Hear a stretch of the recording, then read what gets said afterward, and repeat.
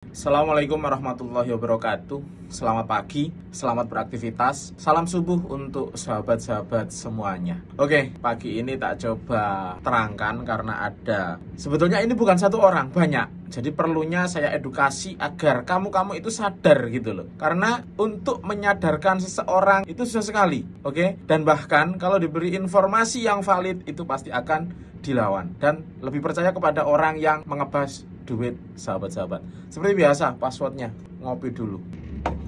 Oke, tak baca satu pertanyaan. Sebetulnya hal ini sudah dialami teman-teman kita. Kalau dari segi yang ditulis ini, saya bisa menebak agensi mana. Oke, kita coba bacakan. Jadi gini bang, kawan saya kan banyak yang sudah menjadi korban RTK 2.0 kemarin. Setelah bayar sekian, usut punya usut, borang RTK-nya itu tidak dapat dilanjutkan. Kononnya begitu, kira-kira sampai bulan 3, bahkan paspor pun masih belum siap. Dengan alasan pemilik syarikat ini bilang sudah ditipu agen. Tidak pasti benarnya apakah uang korban memang ditilep sendiri pemilik syarikat atau memang sudah dilarikan oleh agen, saya tidak tahu. Kemungkinan dia pemilik syarikat, datanglah nih ke korban ini ingin nerangin kalau dia sendiri sudah ditipu agen dan dijanjikan untuk membawa kasus itu dibetulkan dan para korban mau diuruskan kad kebal immigration. Itu tadi katanya. Sepertinya sih isu kad kebal immigration itu cuma mengalihkan case dia sendiri aja dan kad itu tidak wujud karena RTK pun sudah hangus. Apa memang kad itu bisa diuruskan oleh suatu NGO tertentu, maaf, dan dikeluarkan di luar RTK itu sendiri tanpa permit? Sebetulnya hal ini memang dari awal itu sudah banyak teman-teman, tapi masih tidak sadar. Di awal dulu saya sering menginfokan bahwasannya di RTK ini pasti ada, yaitu majikan bayangan. Dan ada juga,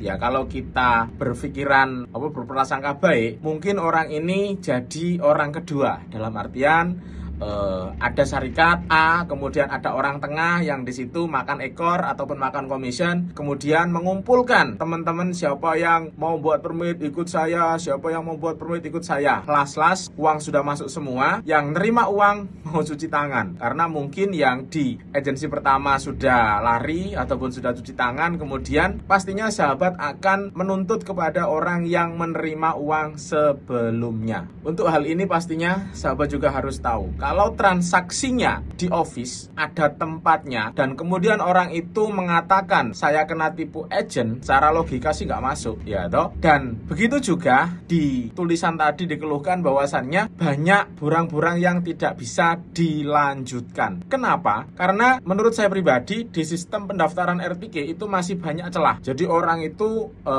meskipun company baru dibuat itu sudah bisa dilakukan untuk membuat permohonan jebret.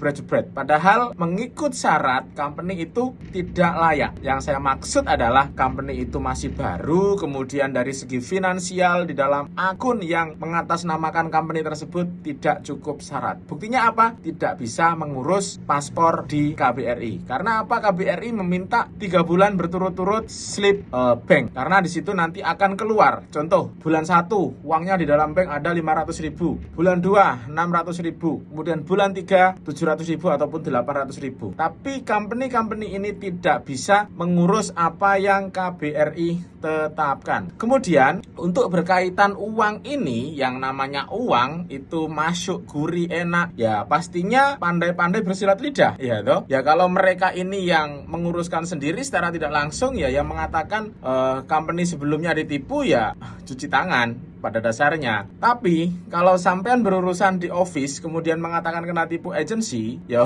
tanda tanya gitu loh. Jadi untuk berkaitan hal sedemikian, kemudian teman-teman yang sudah kena tipu ini digiring untuk katanya dibuatkan kad kebal immigration. Sebetulnya kad ini itu tidak valid dari segi undang-undang Malaysia karena itu bukan dokumen yang dikeluarkan oleh immigration. Jadi fungsinya apa? Ya fungsinya lain, tapi bukan sebagai pengganti dokumen kamu untuk tinggal di negara Malaysia. Ada operasi gimana mas? Naik lori, oke? Karena untuk kad yang diakui adalah kad yang dikeluarkan Jabatan Imigrasi Malaysia sendiri, yang di situ ada barcode, ada nama alamat, sektor apa, kemudian ada nama syarikat, kemudian ada nomor paspor. Dan barcode itu terintegrasi sama persis seperti yang e-pass, karena barcode-nya pasti sama.